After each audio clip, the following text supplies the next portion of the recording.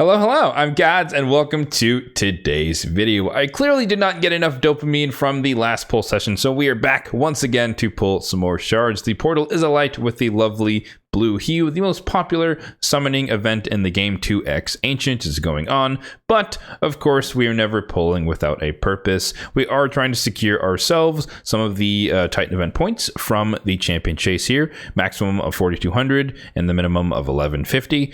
But since we're going to go all the way out there and these are ancient shards, we might as well go out to the second legendary tome at 5,500. So that is going to be our target for today, because in my particular situation, I do have an abundance of ancient shards, so I do need reasons to pull them, and going out to 5,500 is enough of an incentive to do so. So that is going to be our goal. 5,500, we're going to be tracking our champion chase points as we go on through the session. Now, as an added bonus, there is also a 10x on He-Man. I'm not too fussed about trying to get him. He is obviously the champion past champion, and of course it is impossible for me to get him as a free-to-play player without spending any money, outside of getting lucky in the summon pool that's going on right now. We'll check that out in a few seconds here, and or just getting him from the 10x. But if you don't know, 10x's are quite unlikely to occur, and it gets more and more unlikely with every new champion that they add into the pool, and so the chances of getting him specifically whilst he's in the pool is around 5% or 1 in 20 shots. So needless to say, that is not really my expectation, but nonetheless there is the small chance of that occurring. Now, for starters, I do have a couple of sources of free points relative to the champion chase.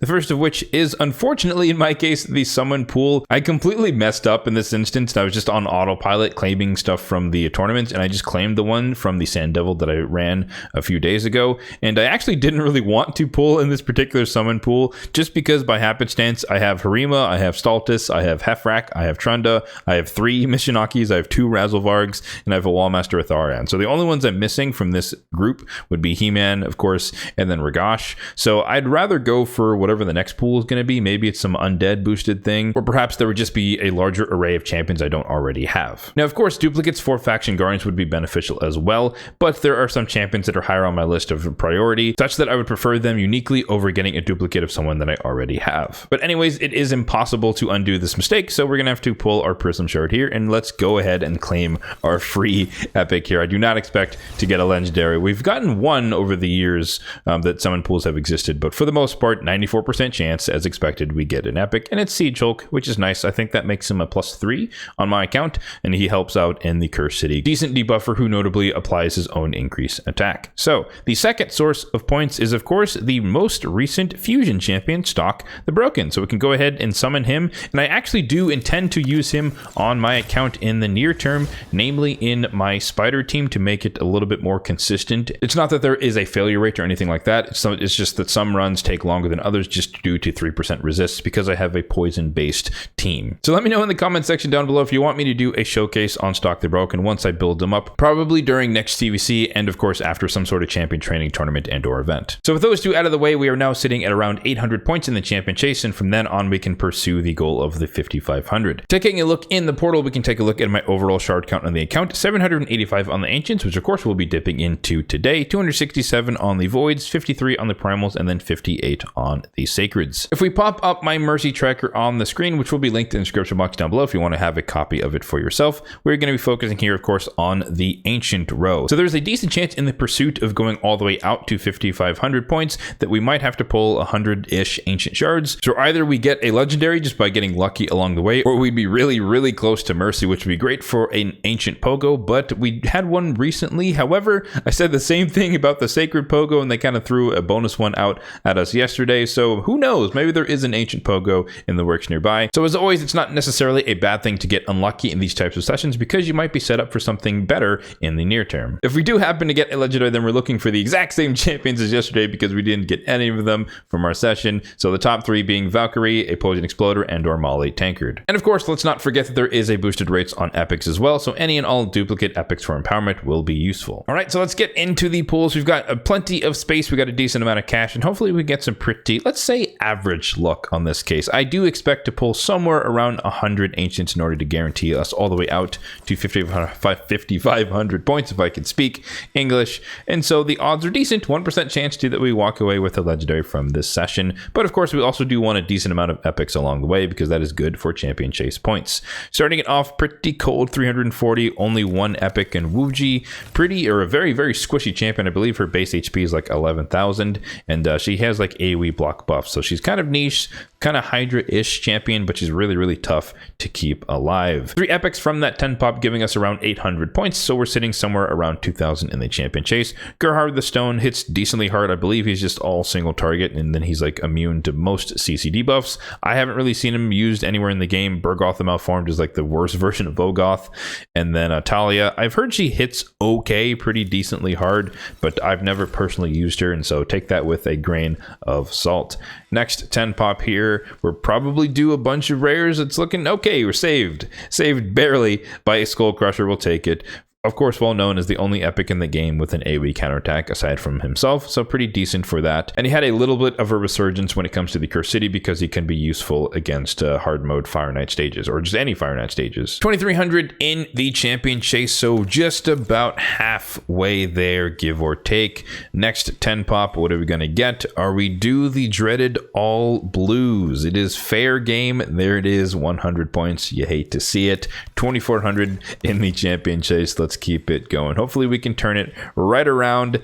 The 2x rates are on, and Sakara is not really who we're looking for. Delaja will take that. That is an epic empowerment for her. I do use her in the Cursed City as well as the epic Lizardman Secret Room in Doom Tower. And we are now just shy of 3,000 points in the champion chase, so we're definitely a good while away. So we kind of need a little bit of the heat to turn up here in terms of getting some points, or we're most certainly going to run out of space, which you hate to see. And a 10 pop of rares is exactly the opposite of what we're looking for. We need a nice set of like 4 epics, maybe a double legendary, something crazy, or maybe just something pretty average. 1 epic per 10 pop is not really getting us to where we want to go. But Achak the Wonderin is pretty nice. He's like your standard mid-game spider progression champion with the AoE freeze. And then he has this passive here where you get healed every time targets take damage under HP burn, and you get turn meter fill every time an enemy tries to take a turn when they're under freeze. The quintessential tank and burn strategy for Spider.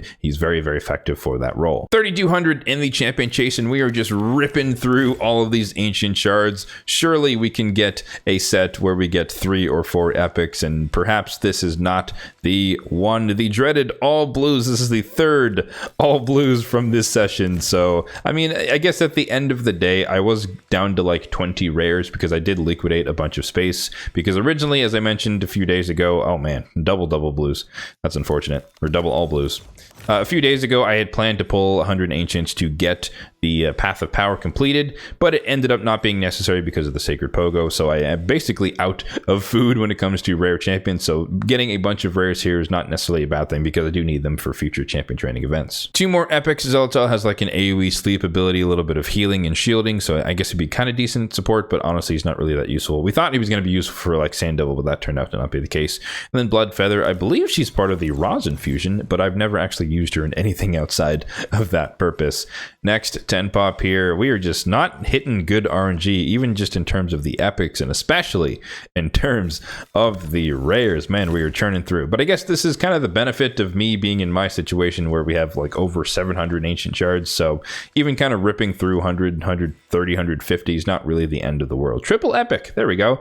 A little bit better there. Delver. I think she has AoE decreased defense, granted a not 100% chance. And it's actually on this ability here. Yeah, AoE attack, not 100% chance, but can place AoE decreased defense. So again, kind of a Cursed City-esque champion who can do that on a decent land rate. Both, I've heard good things about him, but I honestly don't really know if he's good for anything in particular, but he has a partial cleanse here with increased accuracy, and then AoE decreased accuracy. A decent champion who can probably help people, but I haven't really seen him do anything personally. And then Andalia, I think the best thing she can do for you is help you get your Lady Mikage if you do need her for that purpose. So 4,600 points in the champion chase, so just about 1,000 to go, and a legendary would do it. And oh my goodness, we actually achieved it.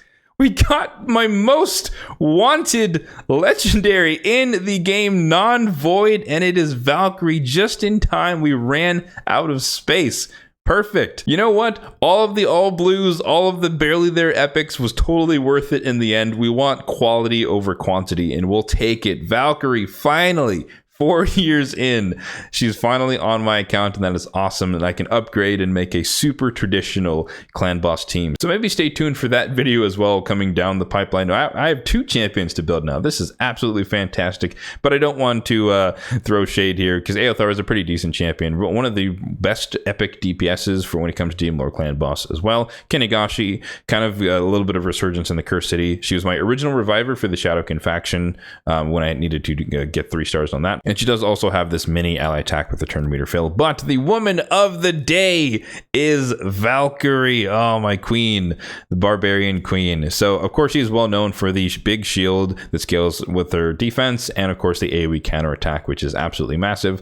And also, she used to be more meta in the arena, but just her passive is kind of like temporal chains, if you want to think of it that way. But she gets turn meter every time you get a buff, and so it makes it a lot easier for her to cut in. And then she also decreases turn meter on A1. So she used to be very, very oppressive way back in the day, but you don't really see her as much nowadays. But yeah, fantastic. Oh man, now I get to decide who's going to move up on my wish list of legendaries, but we'll take it. I think about maybe like once a year do I actually get a champion from my like primary wish list. So right here, just in the nick of time, in end of December, however you want to think of it, we finally got another one. So super, super happy, super worth it. And I cannot overstate how happy I am right now to see her pop out of a shard finally. So interestingly enough, I believe we probably hit Mercy on that one, because if I ran into space, that does mean that I pulled 130 ancients. So I believe this was actually a Mercy pull, meaning that I've gone through a fairly decent amount of 2x ancients where I haven't actually gotten a legendary. So I believe she is actually a Mercy pull. We are full on space, and I believe that literally gave me the perfect amount of points to get the legendary tome, the second one. So we should be somewhere around 5,600 points if my mental math is correct, or maybe 6,000. Never mind, slightly off. No big deal. But of course, we got 1,000 in the last 10 pop there, so we went from 5,000 to 6,000. But we'll take it. Well, we're done. We're calling it there. We got our 2 legendary tomes. We got all of the Titan event points, and I guess a Mortal Soulstone as a bonus of energy. We'll save that for the fusion, the Christmas fusion coming soon. And yeah, I mean, there's not much more to say. Dreams do come true every once in a while. I guess if you just play for long enough and pray for long enough, maybe, at least when it comes to non-void champions, I should specify. Getting void legendaries is extremely, extremely hard. But yes, the new red dot is Valkyrie. Oh man, super happy. Cannot wait to build her as well. She definitely takes priority over Stalk the Broken, but I do believe, actually, we can take a look, because I've honestly been like waiting for some champion to build. It's been a while since I've had someone to build. So if we come over to my reserve vault, you can literally see that we have, I don't even know how many 5-star chickens. So I'm basically ready to instantly max 2 champions, or probably 3 champions at this rate. So both of them, Stalk and Valkyrie, will most certainly be maxed at the soonest possibility, and then we can make a new Demon Lord clan boss team. Super, super excited for that. All right, so that's going to do it for today's session. Super, super successful in terms of the goals that I sought from this event. I honestly did not believe that we were even going to get a legendary today, and I most certainly did not believe it was going to be my most wanted non-void legendary. So we'll most certainly take that. Let me know in the comment section down below if you were pulling your shards for 2x ancients as well, and of course let me know if you got anything good from your shards. As always, if you did enjoy the video, then be sure to hit that like button down below. It really does help out the channel, and also feel free to hit that subscribe button as well if you're enjoying the content on the channel. Thanks for watching, and have a good one.